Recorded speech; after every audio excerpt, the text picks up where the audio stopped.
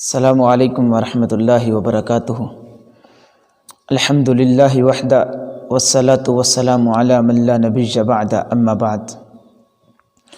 قال اللہ تعالی فی القرآن المجید والفرقان الحمید کنتم خیر امۃ اخرجت للناس تأمرون بالمعروف وتنہون عن المنکر وتؤمنون باللہ۔ وقال النبی صلی اللہ علیہ وسلم الدال علی الخیر کفاعلہ او کما قال علیہ الصلاۃ والسلام۔ محترم سامعین کرام، کنتم خیر امۃ اخرجت للناس تأمرون بالمعروف وتنہون عن المنکر وتؤمنون باللہ۔ مالک کائنات اللہ رب العزت نے قرآن مجید فرقان حمید کے اندر ایک بہت بڑا اصول بیان فرمایا کہ تم بہترین امت کب بن سکتی ہو، تم ایک بہترین امت کیسے بن سکتی ہو؟ تأمرون بالمعروف، نیکی کا حکم دے کے، وتنہون عن المنکر، برائی سے منع کر کے، وتؤمنون باللہ، اللہ کی ذات کے اوپر کامل ایمان رکھ کے تم ایک بہترین امت بن سکتی ہو۔ نیکی کا حکم دینا، برائی سے منع کرنا، یہ آج کے دور میں ہمارے لوگوں کا رویہ بن چکا ہے، نظریہ بن چکا ہے کہ صرف اور صرف علماء کا کام ہے۔ حالانکہ جناب علی المرتضیٰ رضی اللہ تعالی عنہ جب آقا علیہ الصلاۃ والسلام نے اپنی تلوار دے کر بھیجا کہ علی میری جانب سے لڑنے کے لیے جاؤ، میدان جہاد میں اترتے ہی آقا علیہ الصلاۃ والسلام نے فرمایا کہ علی جاتے ہی کفار کی گردنیں نہیں اتار دینی، بلکہ جا کر ان کو کلمے کی دعوت دینی ہے، جا کر انہیں پہلے نیکی کا حکم دینا ہے، کلمے کی دعوت دینی ہے۔ اگر تیری زبان کی وجہ سے، اگر تیرے کلمے کی دعوت دینے کی وجہ سے ایک کافر بھی مسلمان ہو گیا تو اے علی سمجھ لے تیرے لیے 100 سرخ اونٹوں سے بھی بہتر ہے۔ اب دیکھیں کہ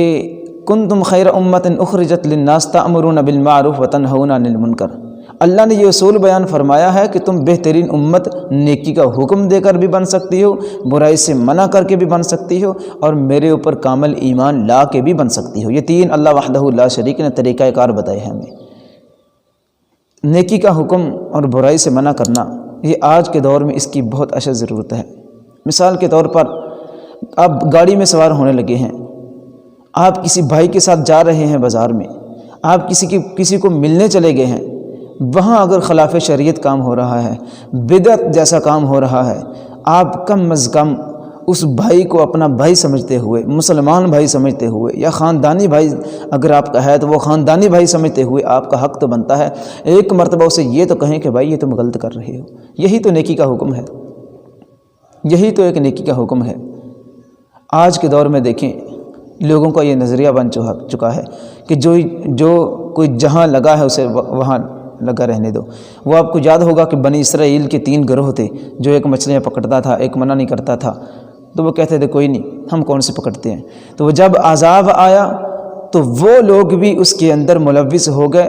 وہ لوگ بھی عذاب کی زد میں آ گئے جو یہ کہتے تھے کہ کوئی نہیں جو جہاں لگا ہے وہاں لگے رہنے دو، ہم تو نہیں مچھلیاں پکڑ رہے۔ میرے بھائی خود تو 5 وقت کی نماز پڑھ رہے ہو، خود تو درباروں کے بجائے اللہ کے سامنے سجدہ کر رہے ہو، لیکن اپنے بھائی کو دعوت کیوں نہیں دیتے؟ اپنے محلے کے اندر دعوت کیوں نہیں دیتے؟ اپنے معاشرے کے اندر دعوت کیوں نہیں دیتے؟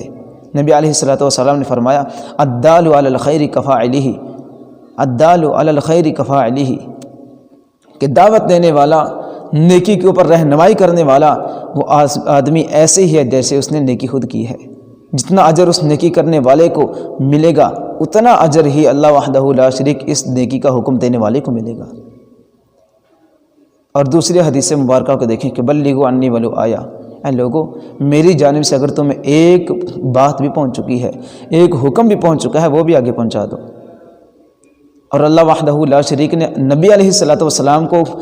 اس کام کا حکم دیتے ہوئے فرمایا ہے یا ایھا الرسول بلغ ما انزل الیک من ربک، اے میرے رسول علیہ الصلاۃ والسلام بلغ ما انزل الیک من ربک، بلغ پہنچا دے جو میں نے تمہیں دے دیا ہے، وَإِن لَّمْ تَفْعَلْ فَمَا بَلَّغْتَ رِسَالَتَهُ، اگر تم نے یہ کام نہ کیا، اگر نیکی کا حکم نہ دیا، برائی سے منع نہ کیا، تو اللہ وحدہ لا شریک نے فرمایا کہ تم نے میری رسالت کو، تم نے میری ربوبیت کو، الوہیت کو آگے لوگوں تک پھر پہنچایا ہی نہیں ہے۔ اللہ یعصمک من الناس، اے محمد علیہ الصلوۃ والسلام نیکی کا دعوت دو، برائی سے منع کرو، نیکی کی دعوت دو، برائی سے منع کرو۔ یہ نہ سمجھو لوگ کیا کہیں گے، لوگ تو بہت کچھ کہیں گے، لیکن واللہ یعصمک من الناس، اللہ تمہیں لوگوں سے بچا کے رکھے گا، اللہ تمہیں لوگوں کی شر سے محفوظ کر کے رکھے گا۔ میرے پیارے ساتھیو، محترم سامعین کرام، آج ہمیں جس چیز کی اشد ضرورت ہے وہ یہ ہے کہ جہاں کہیں آپ برائی دیکھیں، جہاں کہیں کوئی بدعت دیکھیں تو اسے ختم کرنے کے لیے حتی الامکان اپنے ضرور کوشش کریں۔ ایک آدمی ہے، اس نے اپنے بازو کے اندر کڑا پہنا ہوا ہے، جہنم کا انگارہ پہنا ہوا ہے، تو محترم سامعین کرام، ہمارے ایمان کے اندر یہ کیوں نہیں بات آتی، ہمارے دل کے اندر یہ کیوں نہیں بات آتی